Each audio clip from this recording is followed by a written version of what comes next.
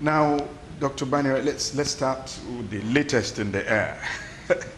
You were widely reported within the last 48 hours to have been suspended from your party, the APC, as recommended by your ward in the Mushin local government in Lagos. You were accused of indulging in anti-party activities. How do you react to all of this? Well, my basic reaction is, first of all, to correct the distortion. Couldn't that be suspended by my ward, because the ward is still intact there and the officials are still intact. And church of group of miscreants just came together saying they have sacked the ward and equally sacked the LGA, which of course is an affront. And you too. Later on, subsequently, they formed what they call a critical committee, upon which they now said they have suspended me. But of course, all these are just affront to the Constitution and is a confirmation of the lawlessness that I'm complaining about. Certainly, they do not even have the power to dissolve any of those structures, either Ward ESCO or LGA ESCO. It's a complete waste of time. So since there is no foundation there, it will certainly be a nullity. So I'm not surprised that the National has even corrected them, because as far as I know, as a lawyer, and the person who is even in charge of that constitution, I know it's a complete waste of, it's a sham. Even they are calling for your removal from office as the National Legal Advisor of APC. Well, I've just told you now in the first instance that I do not recognize those characters as APC members, because APC members, number one, will be familiar with their constitution because you subscribe to uphold it. So you will know the processes. So you can't even go outside to start calling for removal or anything. There are processes under the constitution that you have to observe. So to that extent, I believe convincingly that they are not APC members. They are just hired for that purpose. They are hatchet guys. Is that possible within your party, within the local government? It's not only within the local government. You know, I said it in my reaction the first time that these are just red tape crowd all over. More of the touts. Okay, if the truth must be told, this crisis didn't just start. It's been brewing, kind of. Well, I don't take it. Okay, hold on. Some say you are on a head-on collision with the man they describe as your mentor and benefactor. Let me say it, Asiwaju Bola Ahmed Tinubu. Is this analysis correct? Very wrong. Very wrong. In the first place, I do not agree there is a crisis. There is no crisis at all. Absolutely. Absolutely, as far as I'm concerned. Some people just wake up and say, hey, naturally you must have go. You can never, certainly you can never have everybody as a friend. If any attempt to have everybody as your friend is an invitation to doom. So I've never believed in that one. And I believe that as far as I'm concerned, there is no crisis at all in the party. So what the hell is going on? You must be... Well, some people are just enjoying themselves. People are entitled to enjoy themselves. That's my view of it. That they are entitled to entertain us. Everything can just not be boring as it went before. So we need some clowns and jesters there and there to put life into some of these things. So nothing. I don't see any crisis at all. Anyways, my settling that at least the national APC body itself has quashed the so-called suspension. So maybe it's bad riddance, good riddance to bad rubbish? Is that what you call it? It's even insignificant as far as I'm concerned. You know, I'm a lawyer now, so I know from the exception that nothing has happened. Nothing has happened. Right. Your party, the APC, clearly performed poorly at the last local government elections in the Mushin local government, where you come from, where your ward is. Allegations are that your actions, or maybe inactions, caused a poor showing. Well, they said you caused a legal representative to disavow the party in a lawsuit before the local government election. What's your reaction? Well, I'm sure that those people cannot speak for the party. The only person that can speak for the party is the National Publicity Secretary. So whatever I must have done, again, you must ignore. Because these are strangers to the party structure and the party constitution. So certainly they do not know what they are talking about. And again, there is this particular problem that I have seen is that they do not know even that the National Legal Advisor of a party and any other legal advisor of any structure whatsoever owes first and foremost his allegiance to justice before any other thing. So meaning that as far as I'm concerned, Everything we have been doing in that office is strictly professional, and it's a professional office. That's why no other person other than a lawyer can occupy that position. So I sympathize with them that they cannot draw the distinction between a typical politician and somebody occupying the position of a legal advisor. So that's where you seem to be running into murky waters? Possibly. Maybe that tenor decision is a problem to them. And for me, honestly, I see it as an opportunity to continue to enlighten people about it. It's not, that's why I said there's no crisis as far as I'm concerned. Where people seem not to understand something, the least you can do is to enlighten them about the way the thing works. Certainly, I see them being alien to the constitution of the party. Some people will also like to brand you Mr. Anti-imposition. They say you are totally against imposition, which, to all practical intents and purposes, is still being practiced within your party. Could you see that as where your problem is coming from, or part of where your problem is coming from? Well, I do not have a problem, honestly, as far as I'm concerned. I have no problem at all. Really? Like I said in my advertorial, I'm only doing my job. My job is to guide all organs of the party, including members, officials, on the way to behave under the rule of law. That's my role. And that's all that I've done. And it's not peculiar to Lagos State. There are so many issues coming up from time to time all over Nigeria. And again, that is another problem they have, that I'm not responsible to Lagos State alone. I'm responsible to 36 states and the Federal Capital Territory. And essentially, I must ensure compliance with the dictates of the Constitution. So for me, it's nothing personal. Like I always tell them, I have no grudge against anybody. I have no grudge against anybody. I have no candidate. My religion is not contesting any election. I'm not contesting any election. So, but I have a duty to perform under the Constitution of the party. And as far as I'm concerned, my duty is advisory. I advise you, this is what the law says, this is how you should behave. You are at liberty to ignore. Have they been ignoring you as the legal? Well, the last one, well, in most of the other states, they've never, most of them have always been complying. When I say something, they look at it and they change the position and comply. But yeah, my advice has been treated with disdain, and I'm still not quarreling with them. The one in Lagos? Yes. It was treated with disdain, but again, I have no quarrel, I have no grudge. Is that why there seem to be so many people imposed as chairman in the last local government election? Well, I will explain it in this manner. The Constitution of the party says that for you to have a candidate, you need to go through these steps. The steps must certainly be must be observed. If you haven't observed it, then that means that there is a violation of the Constitution. And it's not even my role to enforce it. Is there any agreed person that will go and enforce his or her right? It's not my business. My own is draw your attention to it, which I've done successfully.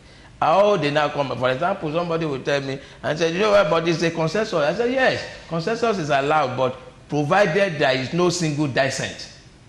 Once one person, even if there are 199 agree, if one person says I'm not agreeing, you must still observe primarily. That is what the Constitution says. It's not my own writing. All of us subscribe to it. We are all members of the same club. So is this what they now call anti-party activity? Well, that is their understanding of it.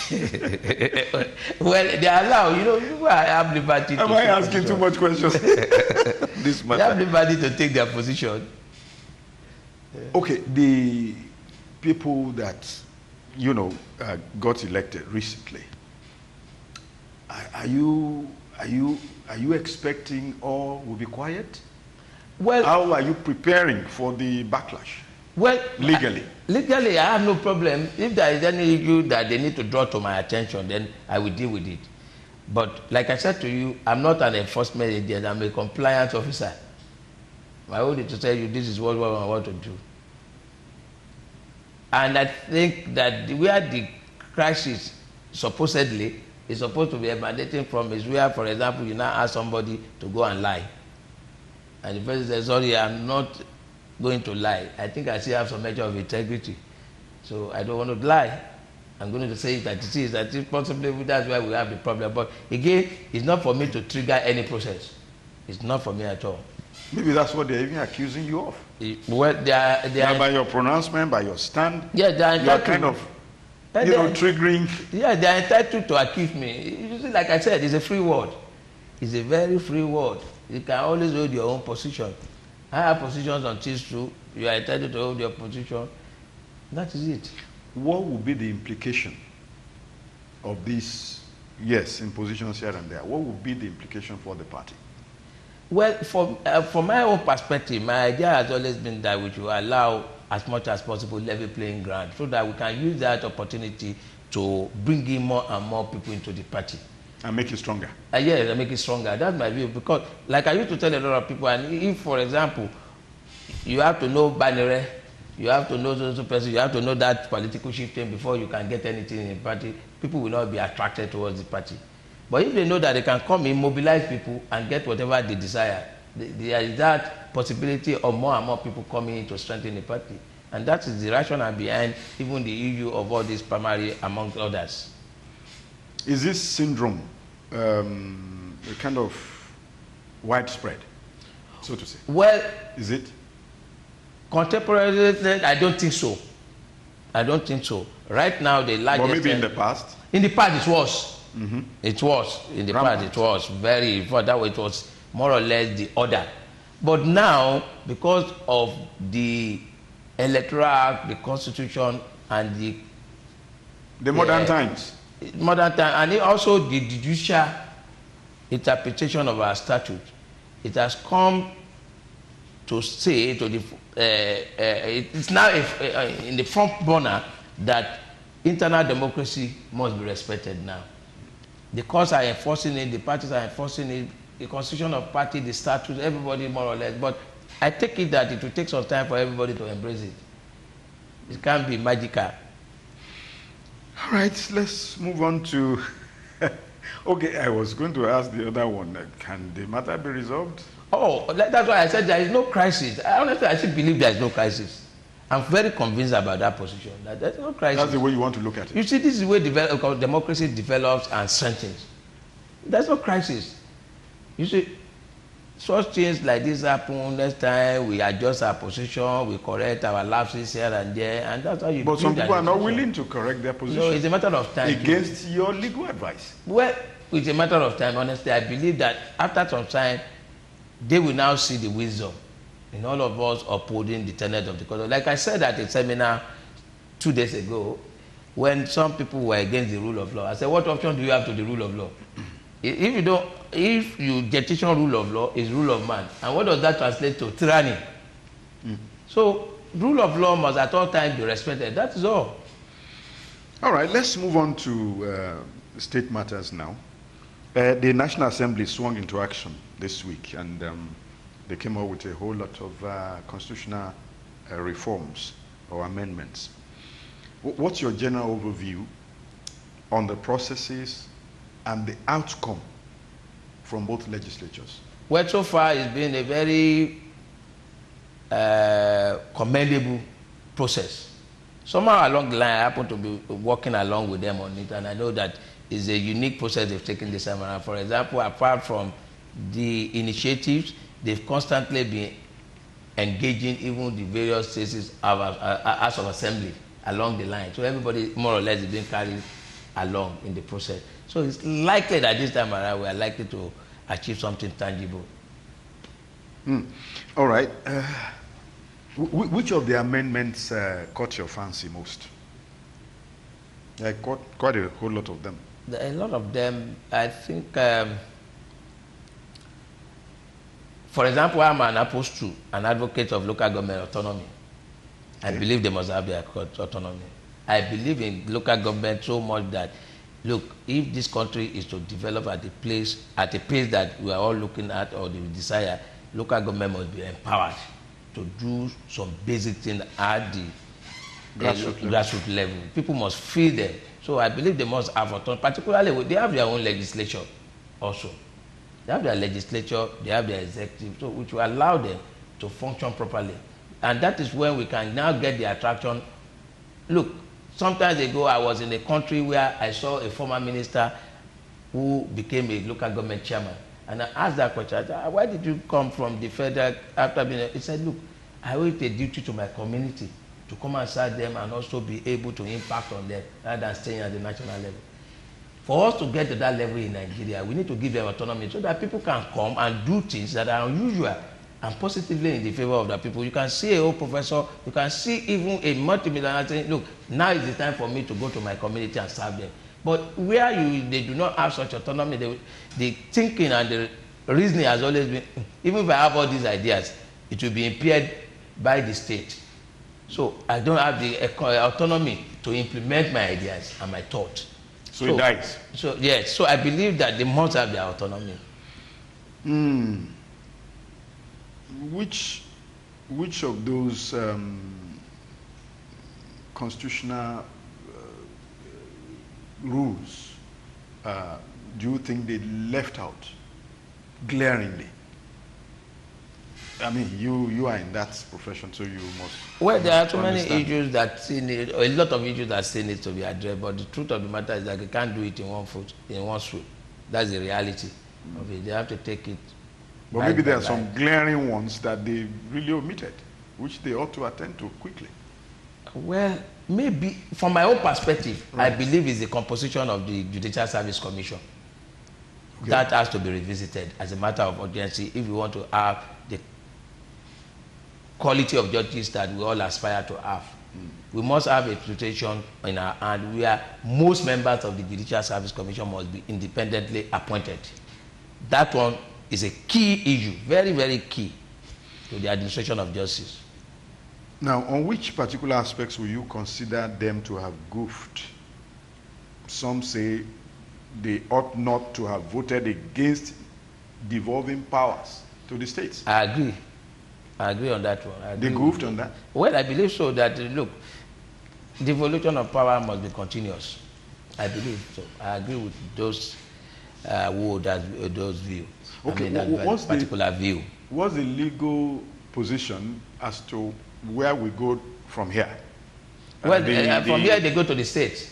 They are going to the state. They send out the proposed amendment to the state. The House of Rep, they didn't seem to concur with the no, Senate normally on what some they aspects. What they do normally within their, I think under their rules is that they have a joint section to resolve all those conflicting areas. Then thereafter they send it to the states. What do you imagine will happen at the state level? Well, it depends on all that's why this time around, like I said initially, it's a very unique approach. Each bill is standing on its own. So some say we agree with some might not agree with some. But at the end of the day, those who pass through it, of course, will skate through and become a valid amendment eventually. How much success are we likely going to make out of this? I suspect not less than 60%.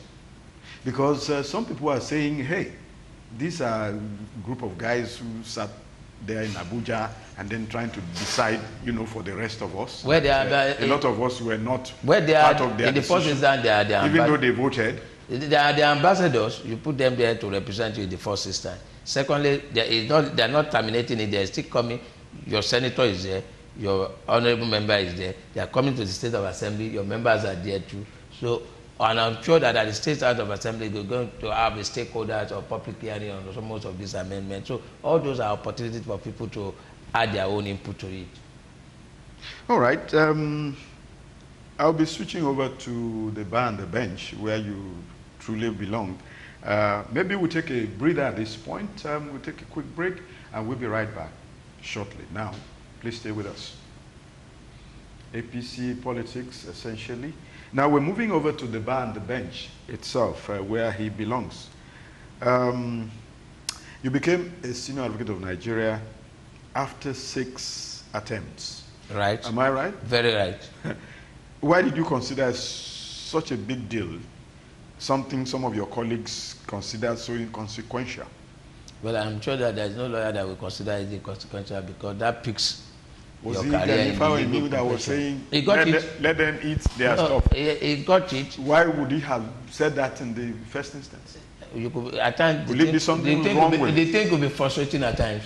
But you don't give up. Yeah, it could be frustrating, but you don't give up. How do you mean frustrating? Because you keep on applying, and you've not been deemed worthy of the elevation. So at the point, you start thinking otherwise. But of course, most of our colleagues will tell you that it's a valuable thing. If for nothing else, at least that is a peak of your profession. And anybody in his or her profession will always look forward to getting to the peak. It's the pinnacle. Are you one of those who believe the SAN has lost its true value? Yeah, it's valuable. It's valuable. No, I say, are you one of those who believe that award has lost its true value? No, I don't believe so. In fact, it's even much more being strengthened now. Much more being strengthened now. What has been done? The processes are different. Now, every time, now, for example, now, initially it used to be that your assessment were mainly based on your appellate cases.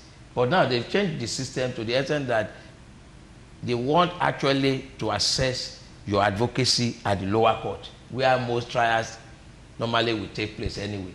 So rather than you having just, I think, 8 cases before, now it's 20 cases you must have done at the lower court, meaning that you must have done 20 full trial at the lower court.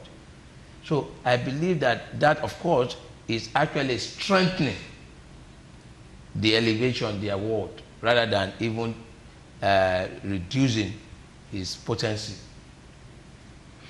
And if you look at the performance of our SANs in Nigeria, how will you describe it?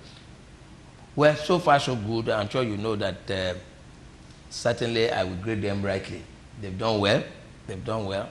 No, I will expect you if they have not. That you no, they've done so. well. They've done well. It depends on the way you are looking at it. A lot of time I see ignorance at play. When people continue to criticize and criticize and criticize, it's ignorance. Because you don't know how this thing works. That is the problem. But again, I will not condemn anybody. It's our duty to continue to educate and enlighten. And this is how it works.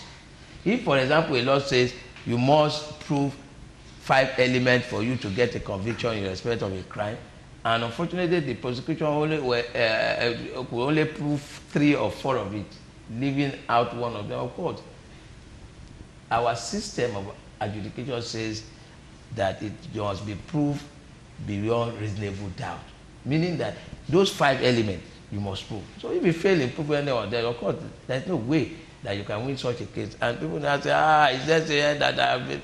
No, they are only doing their job.